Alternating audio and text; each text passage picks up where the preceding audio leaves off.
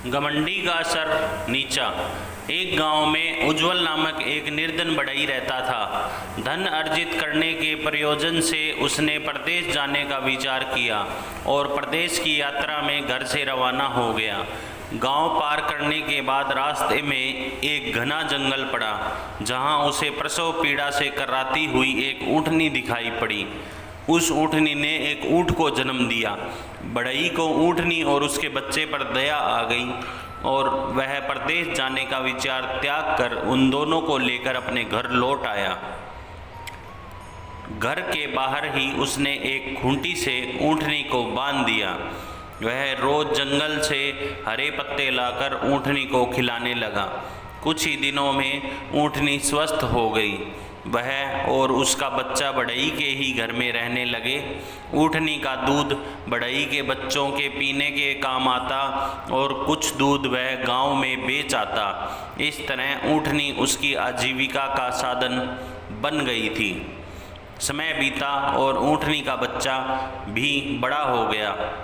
उसका उपयोग बढ़ई माल ढुलाई में करने लगा।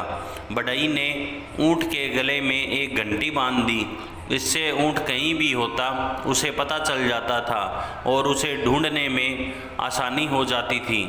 कुछ वर्षों में बढ़ई ने कई ऊँट और ऊँटनियाँ खरीद ली। उसका व्यापार अच्छा चल पड़ा। ऊँटनियों का दूध बेच बेच कर वह धनवान हो गया। ऊँटों से माल ढुलाई करवा कर भी उसे अच्छी कमाई होने लगी।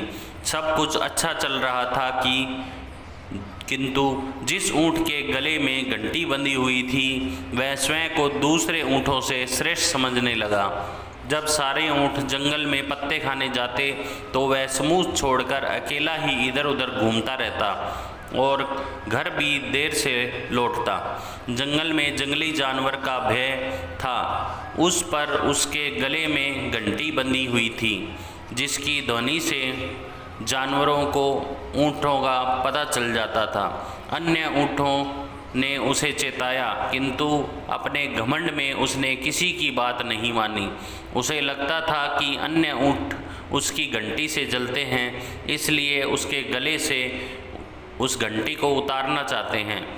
एक दिन जंगल में पत्ते खाने के बाद सारे ऊँट गांव लौटने लगे तो सबने उस ऊँट को भी अपने साथ चलने को कहा, लेकिन वह अकेला ही जंगल में घूमने निकल गया।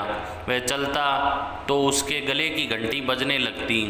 एक शेर ने जब घंटी की आवाज़ सुनी तो उसका पीछा किया तो उसे हष्ट-पुष्ट ऊँट दिखाई दिया।